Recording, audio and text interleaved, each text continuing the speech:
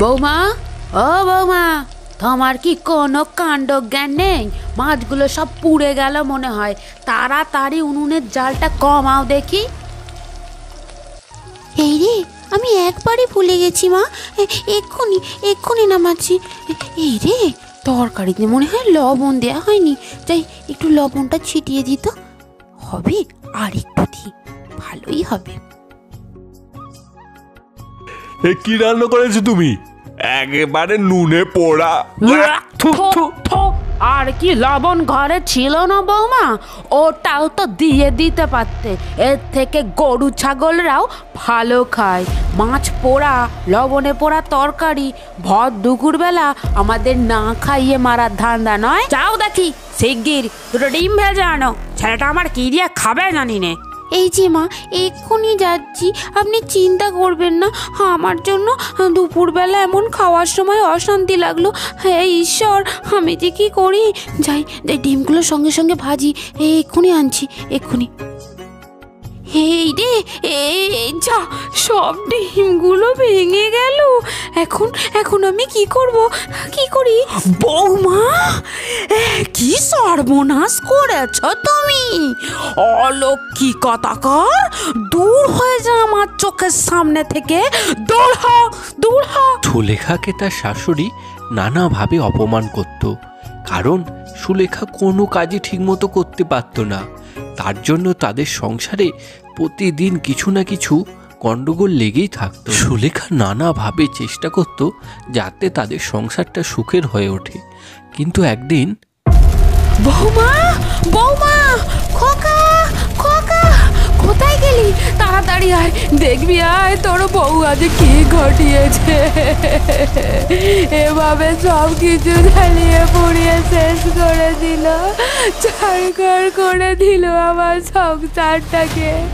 এই অলক্ষ্যকে নিয়ে, অলক্ষণে মেয়েকে নিয়ে আমি আর ঘর করতে পারবো না। সুলেখা, এ তুমি কি করেছো? রান্নাঘর থেকে যাওয়ার আগে আগুনটা নিভিয়ে যাওনি? এক্ষুনি তো পুরো ঘরটা পুড়ে যেত। কি ভাগ্যি মা দেখেছে। মা ঠিকই বলে, তুমি একেবারে লক্ষ্মী ছাড়া। আমাদের জীবনটা শেষ করে দিলে তুমি একেবারে। না না মা, শুনুন, আমার কথাটা একবার শুনুন। আমি কিচ্ছু করিনি মা, আমি কিছু করিনি। আমি আগুন ধরাইনি। আগুন, আগুন, আমি কোথায়? তার মানে এতক্ষণ আমি স্বপ্ন দেখছিলাম। এভাবে কি বাঁচা যায়? এভাবে আর বাঁচা যায় না। থাকবো না আমি আর সংসারে। এই সংসার থেকে আমি চলে যাব আজই, আজই এই মুহূর্তে আমি বাড়ি ছেড়ে চলে যাব।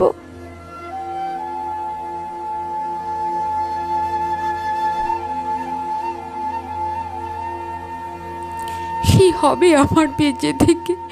আমি তো সুখে সংসারটাও করতে পারলাম না, নিজে হাতে নিজের সংসারকে ভেঙে ফেলেছি। তার থেকে আমি মরেই যাব। কিন্তু কিন্তু কিভাবে মরবো? যাই, ওই উঁচু গাছটা থেকে ঝাঁপ দিয়ে মরে যাব। যাই, ওখানেই যাই। বাবা, গাছটা কত উঁচু! ওখান থেকে পড়লে কি আমার হাত পাগুলো থাকবে? ভেঙে গুঁড়ো গুঁড়ো হয়ে যাবে। না বাবা, আমি গাছে উঠে মরতে পারবো না। তার থেকে যাই, জলে পড়লে তো হাত পা ভাঙার আর ভয় নেই।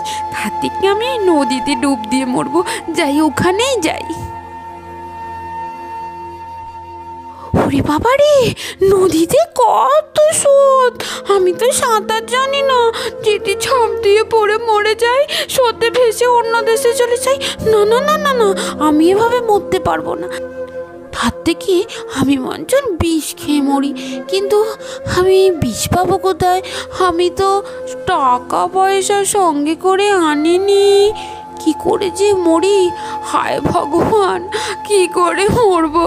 আমায় পথ দেখাও। এই মেয়ে, অনেকক্ষণ ধরে তোকে দেখছি, মরবি তো মর না রে, এত নাটক করছিস কেন? ফালতু ফালতু বকে লাভ নেই, যা নদী থেকে ঝাঁপ দিয়ে দে, চোখ বন্ধ করে, ভয় লাগবে না। যা যা, যা। এই রে, কে তুমি? কে ভূত নাকি? এই থাম থাম বলছি, তোর ব্যাপার কি শুনি? তোকে সাহায্য করার জন্যই তো আমি এলাম, আর তুই আমাকে তাড়াতে চাইছিস? তোর কি হয়েছে বল দেখি, মরতে চাইছিস কেন?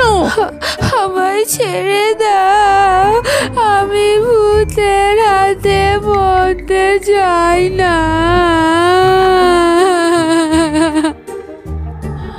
আমার তো সংসারে কিচ্ছু কাজকর্ম করতে পারি নে, তাই আমার শাশুড়ি দিন রাত আমার কথা শোনায়, বকা দেয়, তাই আমি সব কিছু ছেড়ে ভেবেছি মরে যাব, মরে গেলেই শান্তি পাবো, কিন্তু এভাবে ভূতের হাতে মরতে যাই নে গো। ও এই ব্যাপার, চিন্তে নেই, আমি আছি তো, এক জাদুতে আমি তোর সব কাজ করে দেব। তুই শুধু রোজ আমায় একটা করে মাছ খেতে দিবি, তাহলেই হবে। সত্যি? তুমি তুমি আমার সব কাজ করে দেবে?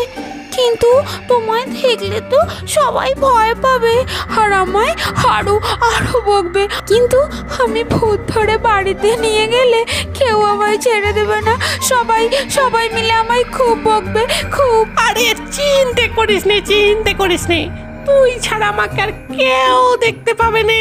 এরপর থেকে প্রতিদিনই ভূত সমস্ত কাজ করে দিত ও সুলেখা তার কথা অনুযায়ী রোজ একটি করে মাছ ভূতকে খেতে দিত।